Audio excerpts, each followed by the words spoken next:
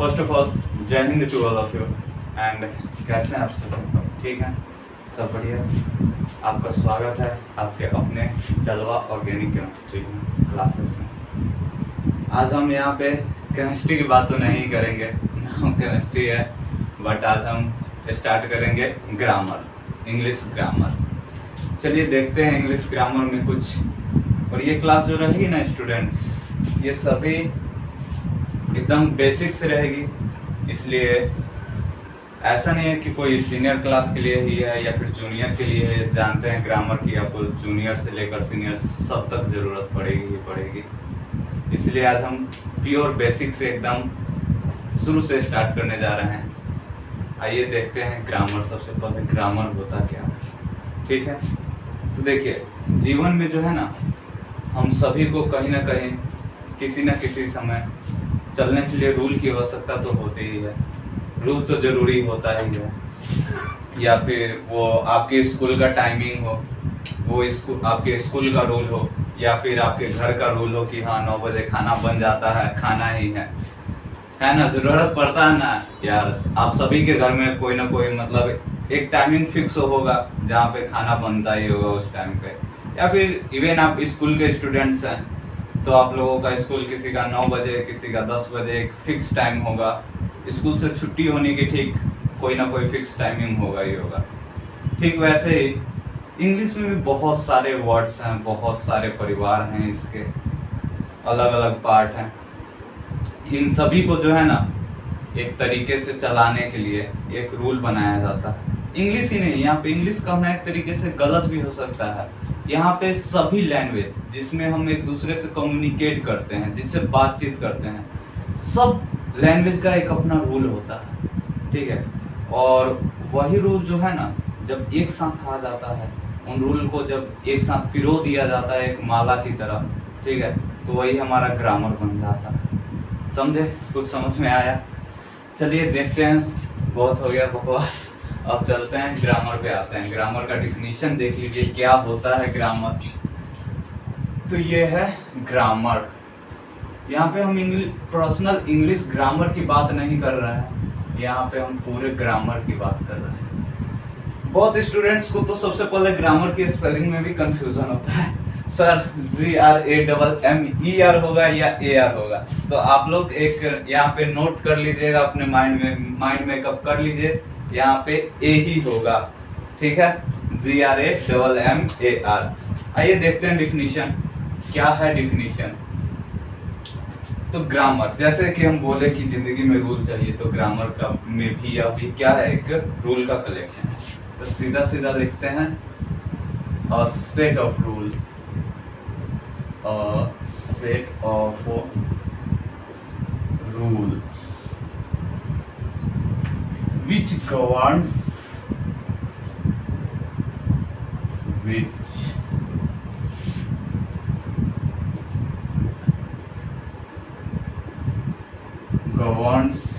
a language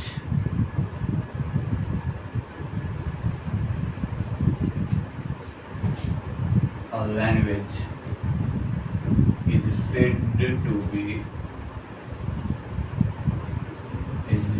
to be grammar।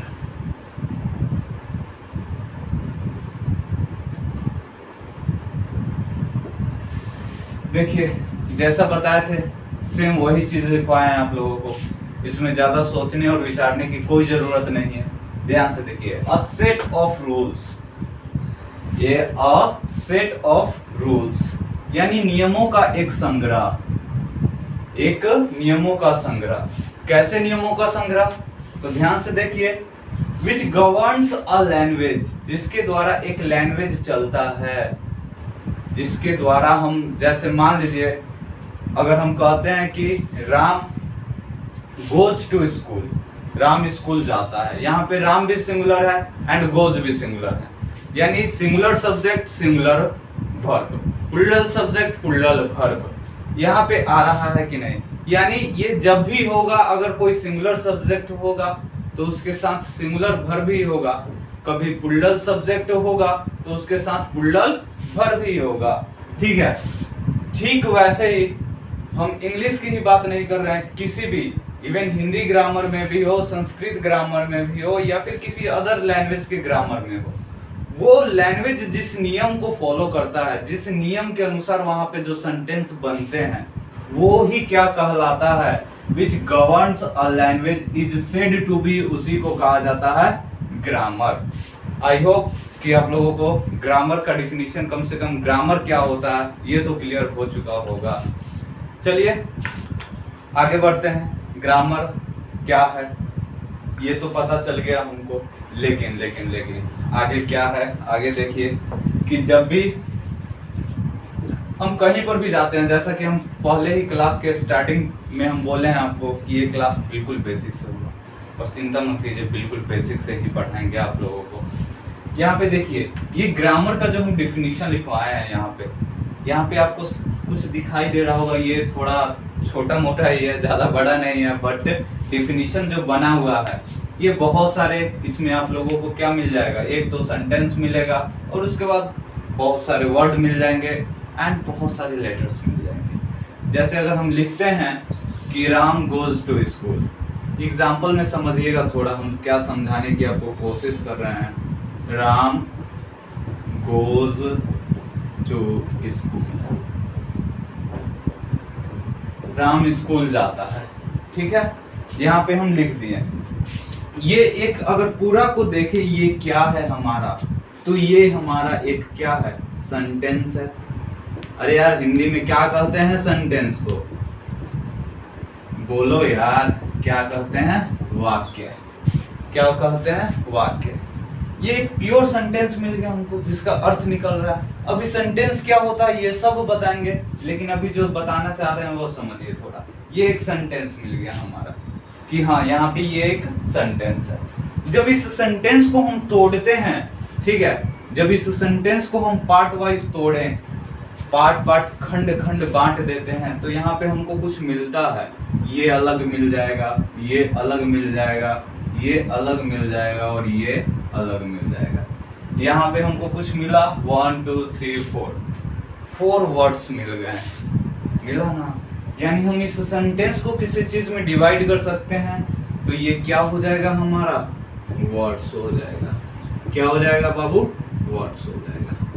Words में बांट सकते हैं ना यार, इसको बिल्कुल बांट सकते हैं, ठीक है। यहाँ पे राम एक अलग वर्ड है, गोज एक अलग वर्ड है, टू एक अलग वर्ड है, एंड स्कूल एक अलग वर्ड है। तो यानी सेंटेंस से भी छोटा पार्ट हमारा निकला, कुछ क्या निकला, तो वर्ड्स निकल गया।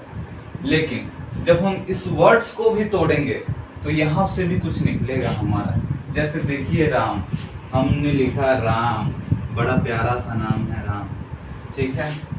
देखिए ये एक अलग निकल गया, ये एक अलग निकल गया, ये एक अलग निकल गया, यानी ये भी टूट गया। ये किस में टूटा, तो ये टूट गया लेटर्स में।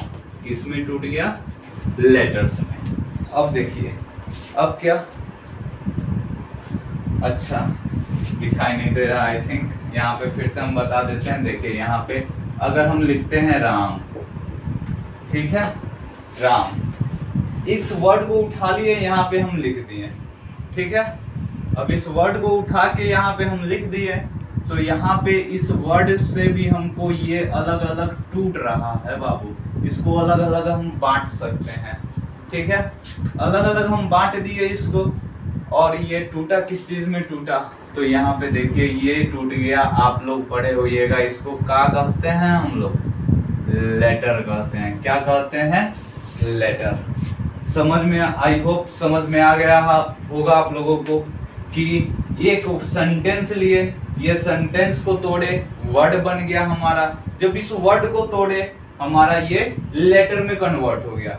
बट क्या लेटर को तोड़ सकते हैं, अरे यार हिंदी होता तो जरूर तोड़ देते उसको, संधि विच्छेद उसका कर देते, बट यहाँ पे ये इंग्लिश है, ठीक है, इंग्लिश की पढ़ाई कर रहे हैं, ठीक है, तो इस लेटर को हम नहीं तोड़ पाएंगे।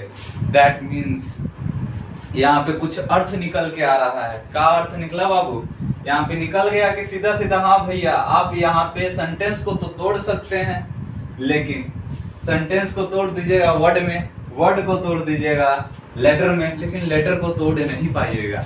अगर कोई तोड़ सकता है तो कमेंट सेक्शन में बताएं कि क्या तोड़ना है इसको और कैसे तोड़ना है, जरूर बताइएगा आप लोग अगर तोड़ पाइएगा। यहाँ पे हम आपको आई थिंक क्लियर हो गया होगा कि इंग्लिश की जो सबसे छोटी इकाई है, छोटी से छोटी इकाई है, वो क्या है, लेटर है आपका। ठीक है, चलिए अब देखते हैं लेटर क्या है, वर्ड क्या है, सेंटेंस क्या है, इस सब को भी देख लेते हैं हम। चलिए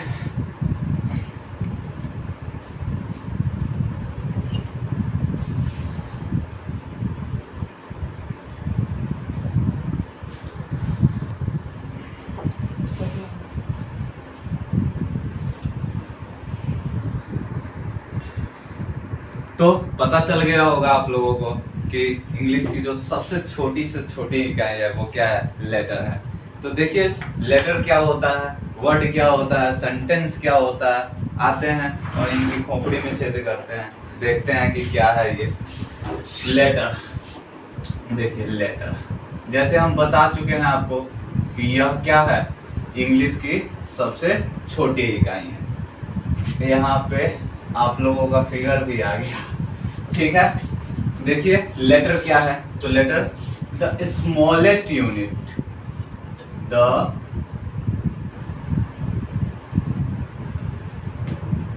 smallest unit of a language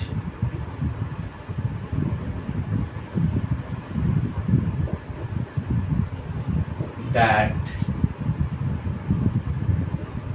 cannot be divided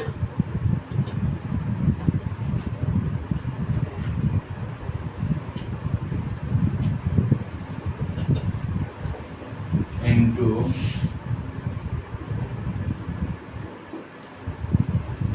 another parts is known as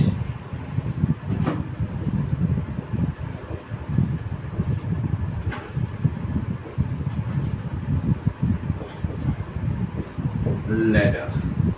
ध्यान से देखिए क्या लिखे हैं यहाँ पे, तो आ जाइए बोर्ड पे और देखिए the smallest unit of a language. यहाँ पे हम सिर्फ इंग्लिश की बात नहीं कर रहे हैं, लैंग्वेज बहुत होते हैं बाबू। ठीक है, तो द स्मॉलेस्ट यूनिट यानी सबसे छोटी इकाई, स्मॉलेस्ट यहाँ पे कौन सा डिग्री का यूज हुआ है ये भी बता दीजिएगा थोड़ा। ठीक है, और अंत में तो हम हैं। ठीक है, द स्मॉलेस्ट यूनिट यानी सबसे छोटी इकाई ऑफ अ लैंग्वेज, एक भाषा की सबसे छोटी इकाई that cannot be divided into another parts, जिसको दूसरे किसी भागों में नहीं बांटा जा सकता है, किसी भी भाग में आप नहीं बांट सकते हैं। लिख के ले लीजिए और कहिएगा तो यहाँ पे सिग्नेचर भी कर देंगे हम अपना। ठीक है, that cannot be divided into another parts, किसी भी दूसरे भाग में नहीं बांट सकते हैं, is known as letter, उसी को हम क्या कहते हैं, लेटर। और इंग्लिश में जो होते हैं लेटर वो कितने होते हैं, 26। इंग्लिश में कितने लेटर होते हैं, 26। इंग्लिश में अरे यार ABCD तो पढ़े होगे ना, काउंट कर लो कितना होता है ABCD, 26 होता है। ठीक है, और उसी में लेटर को भी अलग अलग पार्ट में डिवाइड किया गया है। ठीक है, वो पार्ट भी यहीं पे आप लोग देख लीजिए कौन कौन से हैं पार्ट, या फिर अभी सिर्फ एग्जांपल देखिए। एग्जांपल में हम क्या ले लेंगे, अरे यार A ले लो, B C dot dot dot कुछ भी ले लो अपना, P Q R जहां तक लेना है ETC कर लो अपना यहीं पे। ठीक है, ये सभी के सभी क्या हैं, लेटर है। यहाँ से हम A निकाले ये भी लेटर है, वैसे C है। ठीक है, C निकाले ये भी लेटर है, Q निकाले ये भी लेटर है, P निकाले ये भी लेटर है, A निकाले ये भी लेटर है। यानी हम कोई भी वो 26 से कोई भी निकालते हैं वो बाबू हमारा एक लेटर होता है। ठीक है, ये हमारा क्या होता है, लेटर होता है। ठीक है, इसको नोट डाउन कर लीजिए, साइड हो गए हैं, या फिर स्क्रीनशॉट ले लीजिए, जो भी करना है वो कीजिए। एंड आगे देखते हैं, ये तो हो गया लेटर। अब लेटर से ही कुछ बनता है, क्या बनता है, लेटर का ग्रुप क्या कहलाता है, अल्फाबेट। ठीक है, अल्फाबेट। देखते हैं अल्फाबेट क्या होता है, क्या यही होता है अल्फाबेट, या फिर ये नहीं होता है, अल्फाबेट पे आ जाइए, देखते हैं क्या है अल्फाबेट। आ जाइए, देखिए यहाँ पे अल्फाबेट।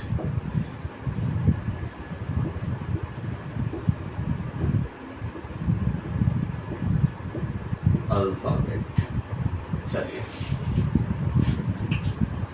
अल्फाबेट क्या होता है तो देखिए बाबू, अभी हम आप लोगों को क्या समझा दिए, लेटर।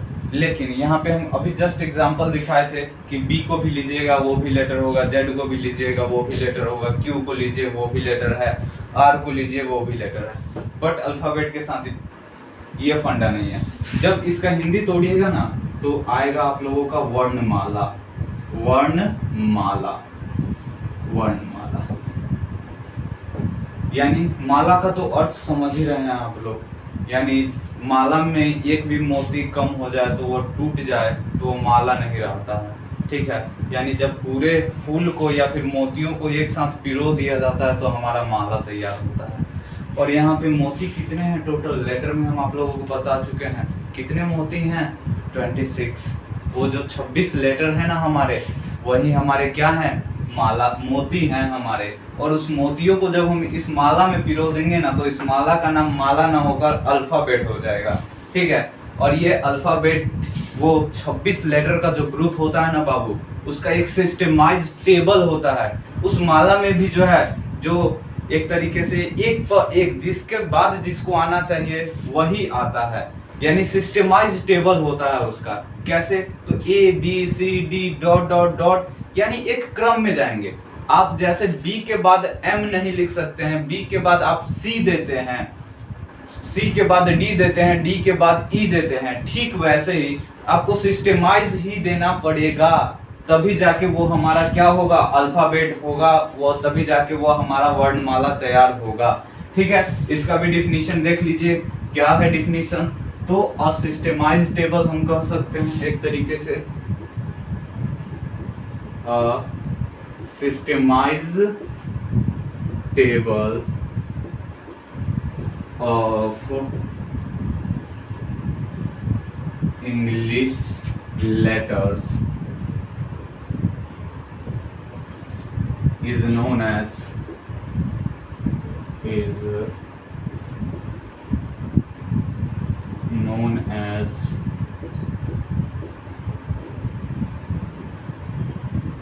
अल्फाबेट।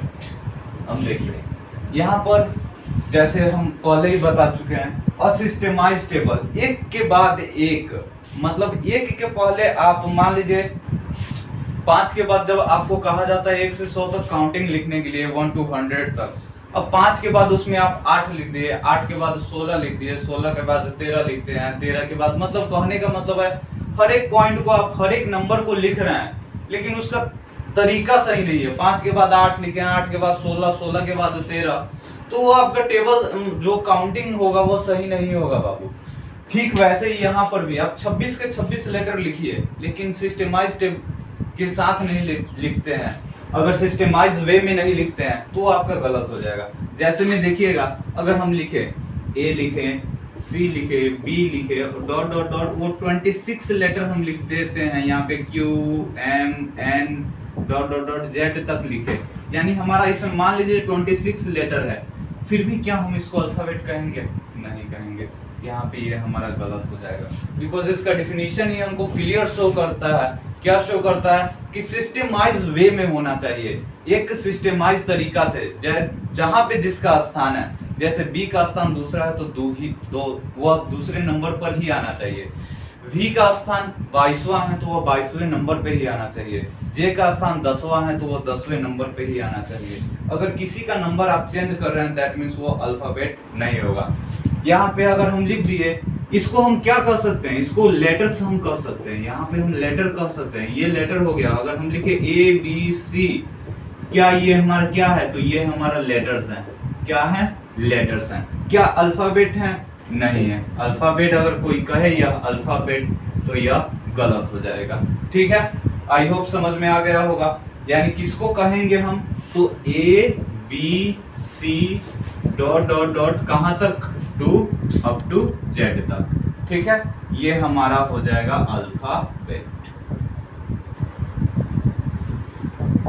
चलिए, आई होप समझ में आ गया होगा, और ना समझ में आया हो तो देख लीजिए अपना।